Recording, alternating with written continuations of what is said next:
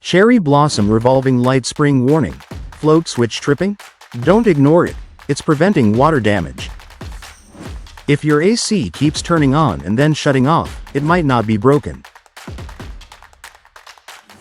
The float switch is a safety shutoff that stops your AC when water builds up.